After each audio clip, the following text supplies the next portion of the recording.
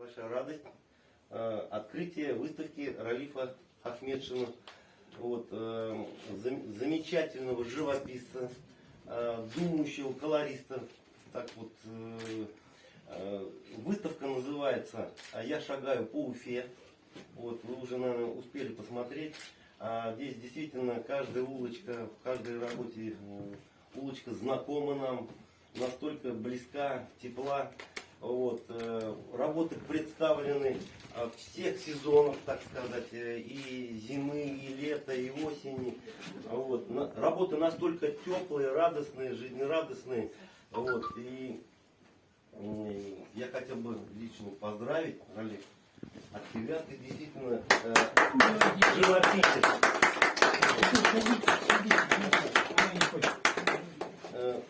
Хотелось бы, еще сказать, что Ралиф член Союза художников, учился в авиационном, закончил его, после этого принял решение пойти уже на живопись, так ведь конкретно, да? Ну там биография, кстати, есть, да. Да, Там, кому вот интересно, я уже, да, просто хотел бы просто в двух словах сказать.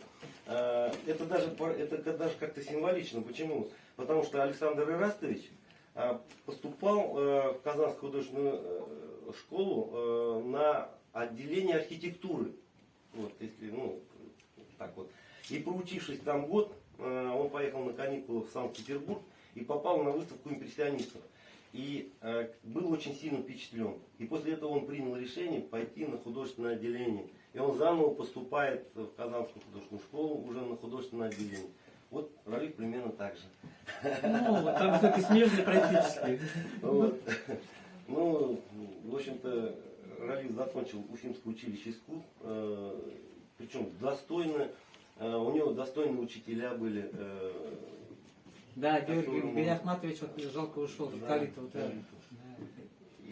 И у нас по традиции, вот с Уфимским училищем искусств, еще про Уфимское училище искусств я расскажу. 24 года Александр Ирастович проработал в Уфимском училище искусств. С 26 по 50-е годы. Вот 50-й получается. Да. Понял. 26 года по 50-й. 1926 по 1950 год. Вот, то есть 26 лет, 24 года.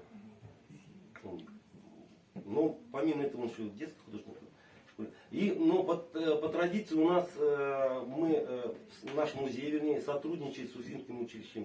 И поэтому мы ежегодно уже на протяжении 14 лет делаем выставки студентов Уфимского училища искусств. Студенты выставляют. Вот. И, кстати, они были вчера на пленэре здесь. И уже часть работ уже Ралифа увидели. Вот. Они достаточно долго здесь были. Учились. Это хороший такой пример. Вот. Работы действительно сделанные с натуры, с такой любовью, очень колоритные. Это, я вот говорю, думающий живописец, это большой плюс. Вот. Везде разные колориты, разные настроения. То есть индивидуально он подходит к каждой работе. Это, это я считаю, это такая редкость. Хорошие учителя, потому да. что здесь они присутствуют. Вот. Замечательно. Вот. Еще раз хотел поблагодарить и вручить грамоту Ралифу за организацию выставки «Я шагаю по Уфе». Вот. Это первая грамота. Вторая грамота. Хотелось бы, так получилось, что Ночь музеев, это ежегодная акция Ночь музеев. Ралиф давал мастер-класс здесь, и очень много, в общем-то, народу было, интересно было. Вот. И грамоту за Ночь музеев. Да. Мастер-класс. Просто воспользовался моментом. Почему? Потому что не всегда мы можем встретиться. Вот, а в этот, по возможности Ралиф приходит на рисовальный день. Вот, тоже поддерживает этот наш проект. Слава Никитич. В последнее время получили. Да, да. Ну, Возможно, художник России. да. Если бы вот Панченко пришел, он был бы, конечно, еще старше. Это наш, Ну, я думаю, это надеюсь, наш подойдет. общий круг, мы вместе на пленэр ездим. Ну, от имени Союза художников я даже могу сказать, что Ралиф у нас уже давно известный художник, не только у нас в республике, по всей стране. Компьютер открываешь, и все работы у него есть. И он уже общается и со многими российскими художниками, вот на международном пленэре в Преслонике. Ну, таких поездок будет еще много, поскольку сейчас на Творской даче как бы за неимением средств потихонечку как бы затухают. Ну, кто-то ездит, конечно, по деньги. А вот эти международные российские пленэры, наоборот, активируются. Я вот просто, даже за прошлый год был, я в Бузулуке был, и в Сердобске был вот недавно. То есть тогда вот был руководителем детского пленэра, то есть молодежный пленэр Преслонике, я 3 раза уже в Преслонике. И в общем, это я уже говорил, что о пленэрах, разговор-то о Ралифе. Я вышел говорить о нем, но расскажу о себе, да? Ну, прекрасный живописец, прекрасный. Вот у него уже работы выходят, далеко выходят за рамки этюдности. Они уже этюды картины. Этюд это что? Это в принципе нашлепок цветовых отношений, каких-то тональностей, настроения. А у него работы, они уже все в рамках вставляя картину уже. Законченные. Закончен, да. И не обязательно их увеличивать. Смотрите, это же вот картина. И вот в репродукции, если увидишь, то никогда не угадаешь, что это такого размера. Мне кажется, что он монументальный. Да. Да. Смотрите, вот сюжет. Ну, любой сюжет к ней, это же картина. Это вообще вот Да. Париж Вот просто. завалено. Я когда увидел, думал Париж. Думал, когда Ралиф там был. Мастер. Поздравляю и его, и вообще сами себя поздравляем, что такие художники, вот мы их можем руками потрогать.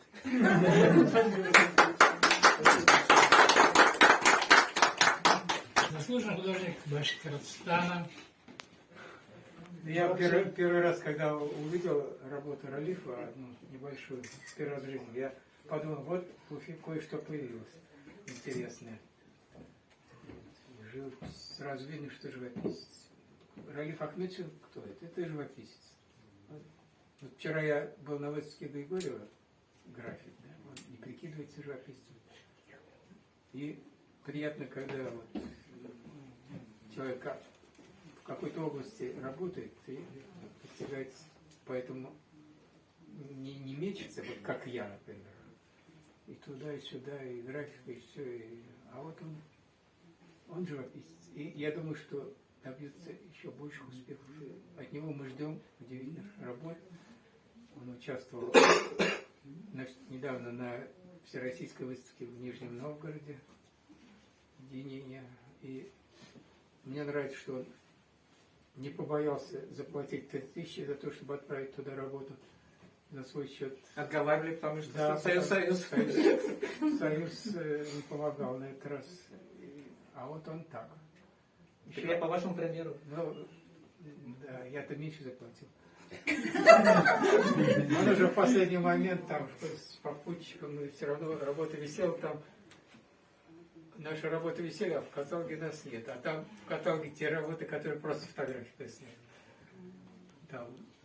Ну, позиция Фазылова была такая, что Союз не участвует в связи с ковидом и посылает за свой счет. А несмотря на ковид, там 70 городов участвовали. Каталог у меня есть, кто хочет, я покажу. Ралиф, я поздравляю тебя. Спасибо большое. В хорошем месте, потому что мне это место очень нравится. Я здесь 3 раза тоже делал персональный выставку. Заслуженный художник Башкортостана. Виктор, да, ну, пару слов. Я хочу сказать, это пропустите меня, ждите, так, что он лучший планерист. Лучший. Прям уж лучше. Лучший, да. Вот, и как-то мы с ним ездили в Миньяр, и там вот он как-то вот берет и рисует поезд, там, ну, поезд, ну, локомотив. Вот, и все, запросто делает, и все. У меня же там все запросто делает. Легко Да, сделано. да, легко делать. Ага, ну, успехов тебе. Я уже зафига, да. Алексей Петрович, вообще, как вам сказать, экспресс-пленерист. Локомотив. Это как я имею в виду. За ним не угонишься. За ним не угонишься. Никто не может. Ну, для информации скажу, все делают по одному Он этюду, скажет что-то. а Алексей делает по два этюда. Все мы молодые когда-то были и делали много. Теперь мы в другом возрасте делаем уже Ой, поменьше. Потому что, может быть, другое отношение к работам. Опять, возраст, вот, мое ощущение ралифовской живописи, это вот как раз вот музыкальное какое-то отношение, звучание какое-то музыкальное, что ли, цвет. Вот, как-то он чувствует вот этот колорит, может в колорите какой-то цвет противоположный колориту положить, и он сидит, звенит, то есть вот это чутье цвета у него особенно мне нравится. Я все время его беру на этюды, чтобы у него научиться, но не получается научиться. Поздравляю, желаю дальнейших успехов. Спасибо. Спасибо. И самый главное, будь здоров. Спасибо. Я могу все это добавить, если вот просто уже как разговор о творчестве, не как там, что-то там, не как учеба. Почему у Ралифа все это получается? Ведь начинающий художник, он то, что видит, начинает срисовывать. То есть то, что глаза видят, сразу уходят на руку. Срисовывает, мы говорим. А Ралиф слышит музыку. Он видит в общем это состояние. И когда вот это общее состояние есть в тебе, он просто его вот, он не срисовывает, она как я не знаю, как на компьютере сразу она появляется, все это настроение получается. Поэтому у него работы, они вот цельные такие. Если бы он сидел по детально срисовывал, вот такой цельности не было бы. Ты сам, наверное, даже не знаешь, что ты делаешь. Она так и бывает. Когда спрашивают, как это сделать, я говорю, я не знаю, как это. Я не подбираю цвета. И ты тоже. Мы же не подбираем цвета. Такое или не такое. Она как-то вот, как в разговоре. Что в голову пришло, сразу и говорим, мы же не сочиняем это дома, чтобы в беседе с тобой что-то сказать. Вот точно так же приходит, ах, и уже рука работает, глаз работает, опыт, конечно. И также, когда спросишь у нее, а как ты вот эту краску сделал? А я не знаю, она вот как-то, она сразу получилась. Так же, как кулинар на кухне месяц, и когда спрашиваешь, а сколько грамм надо соли положить, ни одна хозяйка не скажет. Берет, ложит, и даже, ну вот точно так же рождается и картина. Непонятно, когда говорят, на вкус, Да. как это надо? Или на глаз. И да, на глаз, да, раз, и все нормально. Вот нечто такое же происходит, когда пишешь такие работы. Ты не задумываешься, сколько там, какой краски куда замесить и какой фактуры сделать. Это от опыта работы может появляться. Ну, наверное, и от опыта. От опыта, да, от опыта. безусловно, Много работы. Но еще, здесь не только опыт работы. Я всегда был убежден, что каждый художник работает на уровне собственного вкуса. Поэтому говорят, у этого художника вкуса нет. И говорят, а на вкус товарища нет. Нет, я не согласен, что на вкус надо растить. Почему? Поэтому для этого существует музей, для этого существуют книги. Ты Ты не можешь быть постоянно грамотным. Грамоту воспитываешь. Причем всю жизнь. Да. Всю жизнь. И вкус тоже воспитываешь. И чем твой вкус выше, тем ты требовательный к самому себе, когда пишешь. Когда у тебя вкуса нет, тебе кажется, это хорошо. Но если у тебя вкус высокий, ты добиваешься того, чтобы быть на уровне собственного вкуса. Поэтому работа получается. Поэтому ходите в музей, смотрите работы. Плохую работу тоже хорошо смотреть. Для того, чтобы так не делать. А вообще, чтобы никто не отчаивался, что у него не получается. Я студентам, я преподаю в Институте искусств, я своим студентам сразу говорю, надо поставить себе задачу сделать 100 плохих работ. Они, как? Да потому что ты сегодня сделал одну плохую работу, осталось 99. Еще одна работа, 98 осталось. И в конце концов все работы будут хорошими. Поэтому не бойтесь делать плохие работы. И эта работа ваша. Не старайтесь, чтобы было похоже. Ощущайте радость от того, что вы делаете. Если вы хотите какой-то результат сразу добиться, значит, вот на гору влезть, высунув язык, разбив ноги, на вершину побежали, от этого радости нет. Надо ощущать радость восхождения туда. Вот когда радость есть, что ты рисуешь, пусть неправильно, но радость об этом рисунке, тогда она приносит и удовлетворение, и результат. Все. Он нравится не только тебе, но и нравится Да. другим.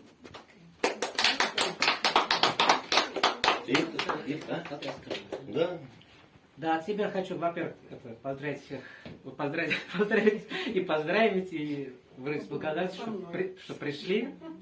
Вот, прежде всего, конечно, вот, сказать, сотрудникам музея, в первую очередь директору музея, Заведующий.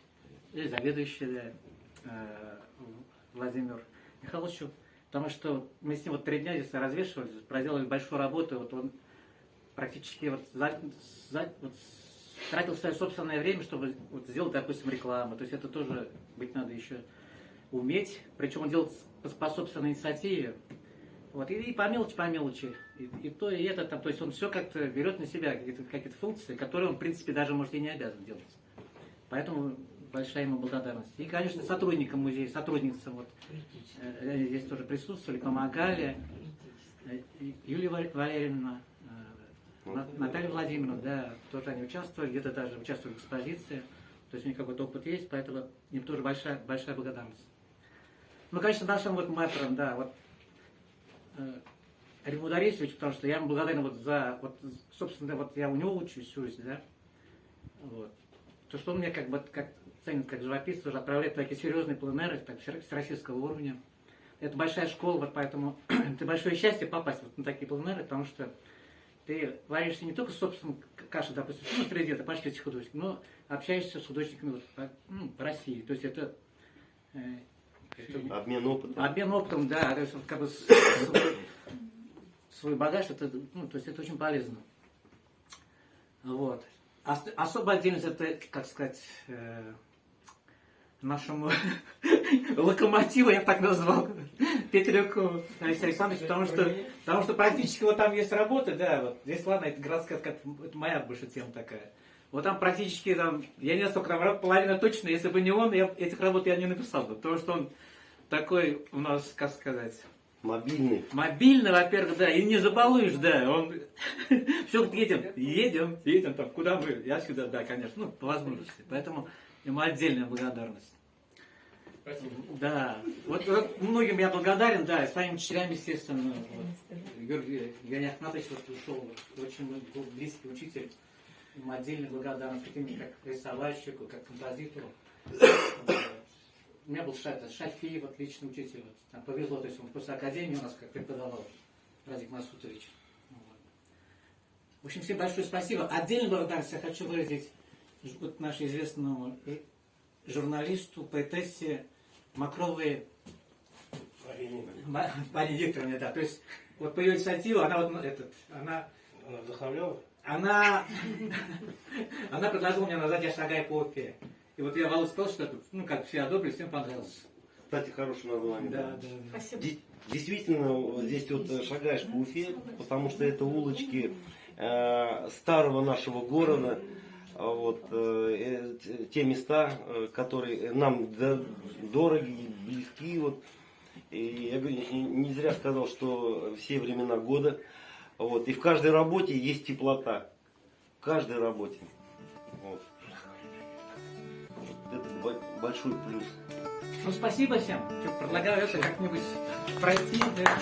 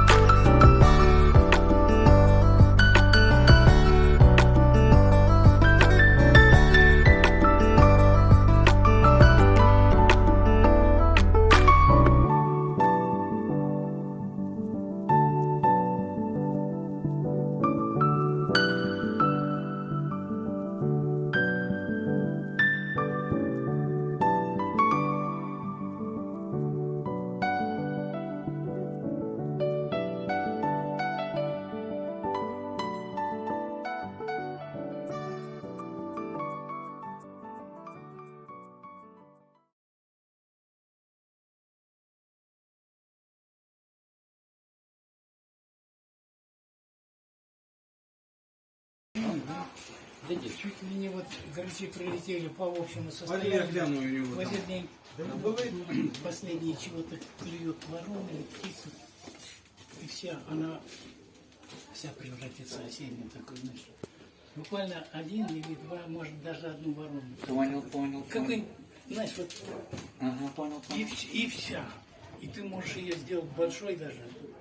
И это великолепный пейзаж, такое состояние наш осенний. Что там, дороги Башкортостана синие, наверное. Ладно, понял. Ну да, вот согласен. И все, она превращается по духу такая же, как... Ну тоже, что, грачи прилетели. Много там сюжетов. Грач, все. Да. Одна какая-то птица вот так села, и все. Да, настроение, да, уже вот настроение. Черный такой уже. Да. Взаимные улыбы притяжения. Груди нежнейшие касания. Вселенской нахлынет понимание. Коленник отдается сердцу стук и замыкается в движении рук. Его в нее проникновение священное, внешний мир и вот оно, рождение мира, божественно запела мира. И птичий, и скрипа птичьих хор не слышно им до сих пор. И это счастье, вот оно. Но оно у нас завышено. Целую поэму прочитала. Поэму. Вот он еще сейчас встанет, еще одна. Нет, встань. Нет, на стул встань. Нет, у него интересные вещи есть. Давай еще чуть. по твердой земле я шагаю. Она не уходит у меня из-под ног. Я чувствую, не чувствую, и мысли не знаю. Ей в этом я любовью помог. Все помню, жил я среди людей, спастись никто мне не помог. В те годы вдруг в один из дней земля уходит из-под ног. Причиной в том была любовь. Она со мной рассталась, и с этим чувством душа вновь заходит красненький взгляд. А вот когда я полюбил, она на место встала, и я уверенно ходил, она на мной душа летала. Теперь уверен я вполне, слоны, киты здесь ни при чем. Земля висит, любви в волосах, тех, чья душа горит огнем. И вот выходит, мы с тобой,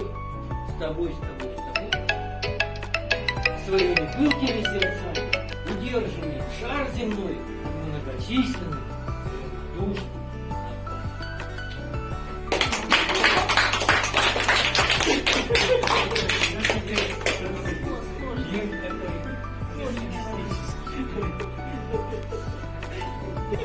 Не столь пессимистичен, у меня есть слова. Многочисленными, да еще и равнодушными. Да. Ну, надо Мир же. пришли ногами. Мир пришли Многие бывают ногами. равнодушны. Смысл жизни у нас самих. Время жизни вместо встречи. Мир ведь создан для твоих. Ожидание и надежда, горсть, радость. Ожидание и надежда. Боль разлуки, горсть, встреч. Это все лишь представляем, что твоим понять однажды. Мир пришли, что будет?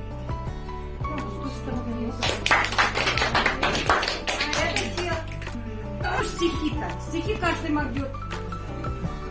Вот именно. Спасибо, здорово. Я предлагаю это. Ну, естественно, Да, на да, стол, да, да. да, да. Это шутка была такая, застольная.